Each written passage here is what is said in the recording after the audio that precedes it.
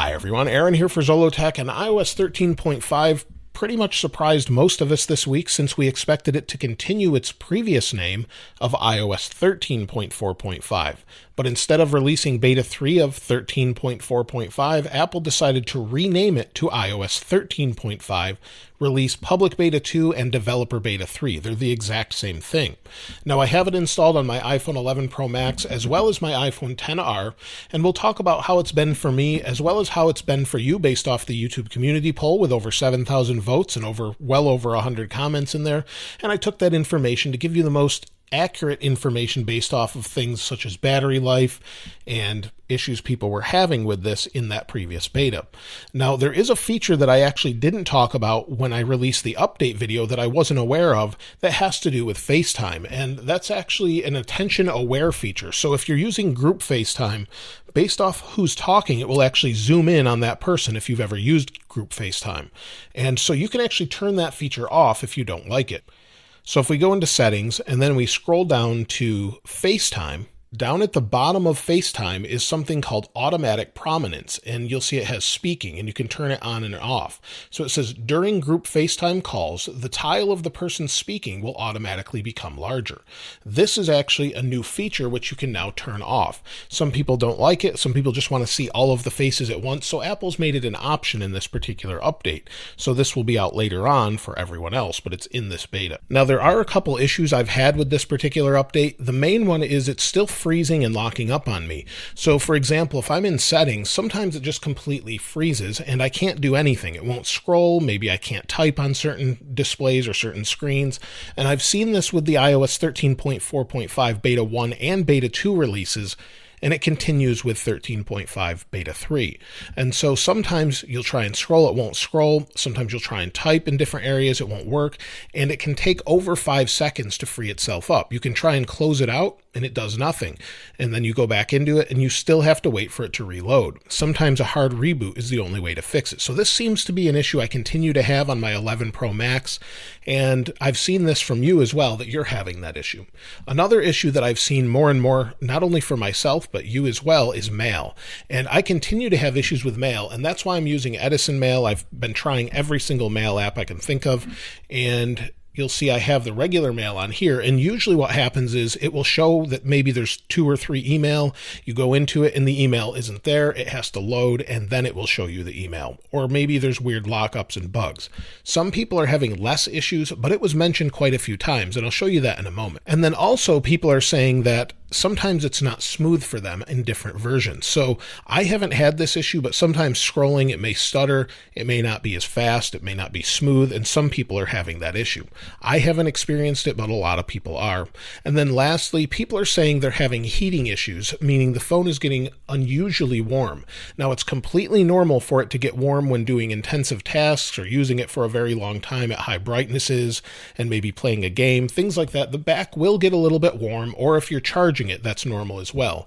But some people are having that unusually warm phone when they're using it. And so quite a few people are seeing that, more so than normal. So I think that's still an issue. Apple's using the processor more intensively, probably doing something in the background, and it's making the phone warm. Usually a hard reboot will fix this, but sometimes it won't. So to hard reboot an iPhone 11 Pro or any of the Face ID phones or even the iPhone 8 and SE, volume up, volume down, press and hold the power button until it fully reboots. Just keep holding it, it will reboot, and you'll be back in. And so that's an issue that I continually see. Now here are all of the different issues people mentioned as far as battery, heat, RAM management, mail, LTE, and Wi-Fi. This seems to be mentioned more and more.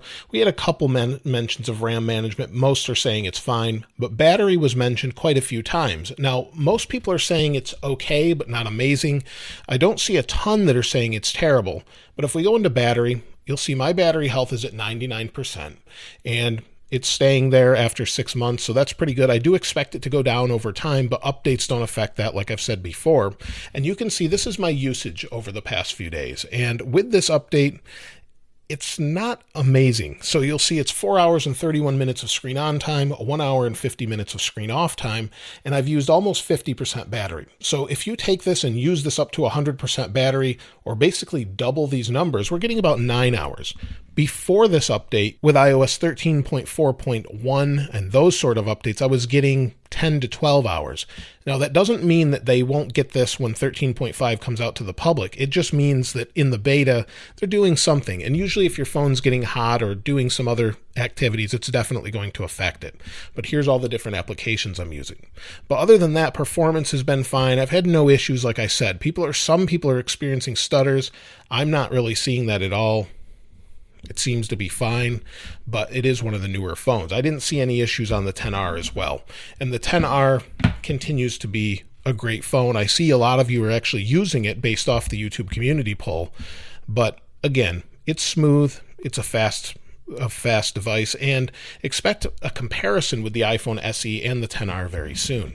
Now, as far as the YouTube community poll is concerned, quite a few of you voted this time. So if we'll go into that, and you'll see there's 7K votes. So over 7,000 people voted, and there's been over 140 comments. So I really appreciate that. And as you can see here, it says 14% said it was great, 2% said it was terrible, 5% said it was okay but some bugs. So we're still at the 7% mark for bugs or not so great. 62% of you are using iOS 13.4.1 or older, and 17% of you are using Android, which that number has actually gone up. So I don't know if people have actually switched or just more people are actually voting on it this time. Now, as far as the comments are concerned, there were quite a few comments. All of that information I gathered before was from the comments, and here is all the devices you were using based off those comments. So there's quite a few different devices. This changes quite a bit, but some of these are fairly consistent. So let's take a look at a few of the comments. So the first one here says, iPad Pro 2018 11-inch on Beta 3 seems better on battery life for me. Love your videos. Thank you. iPhone 7, and it begins overheating once I installed it. And initially it's going to be warm because it's going to be doing a lot of background tasks. So that's completely normal once it's first installed, but you do need to give it a day or so, or a few hours anyway. iPhone 8 is sluggish on this beta, and like I said, some people are seeing it slow down. I haven't, but quite a few are. iOS 13.5 Public Beta 2 runs smooth on my iPhone SE first generation. Battery life is decent, even though my battery health is 82%, and thanks again for the compliment. Great video, as always. I'm using iOS 13.5 on my iPhone XS. Battery life is great, and I had no bugs so far. Been great on my iPhone 11 Pro Max. Battery may not be lasting as long. iPhone 11 Pro, everything running smooth.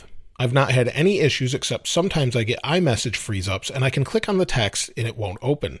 And the build number is odd. They need to make up their mind. And what he's referring to is this time they went back a letter. They updated from 13.4.5 to 13.5, and then they brought the final letter of the build number back to H. So that's what he's referring to, I think.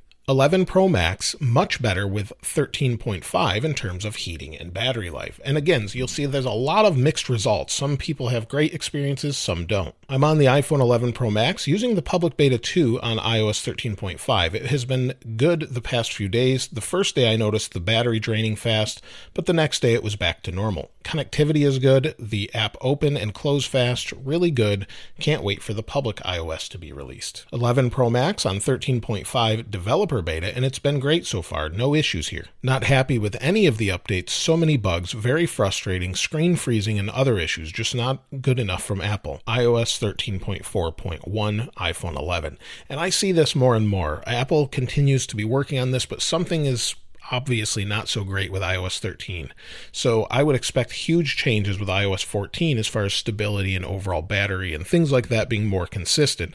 Apple's supposed to make a big change in the background to help with that. So I'm very interested to see what they have with that, and I'll talk more about that in a moment. iPhone 11 Pro Max on iOS 13.5 Beta 3, still having issues with the Mail app, and the phone is getting hot under normal use, also like scrolling through Instagram and Facebook. The rest all seems fine. We'll look at a couple more. It's mostly been fine on my iPhone 11, 128GB. I've had many problems with Apple Mail app.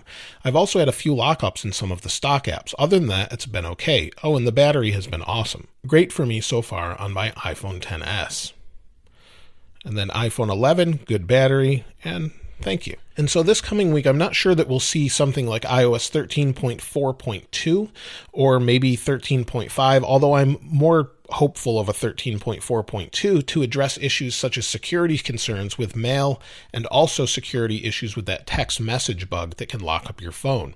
So I would expect things like that this coming week. Whether or not Apple pushes that or delays it, it looks like they did delay something this previous week, but it's hard to say because Apple isn't on a set schedule. We don't really know exactly what they're going to do unless they give us a firm date. So they don't usually do that except for usually around September.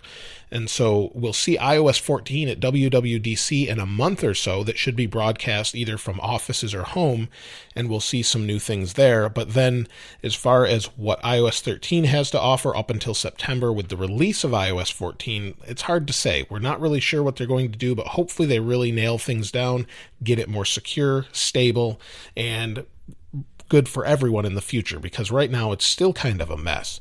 But let me know what you think in the comments below. Of course, I'll link this wallpaper in the description as I always do. And if you haven't subscribed already, please subscribe. And if you enjoyed the video, please give it a like. As always, thanks for watching. This is Aaron. I'll see you next time.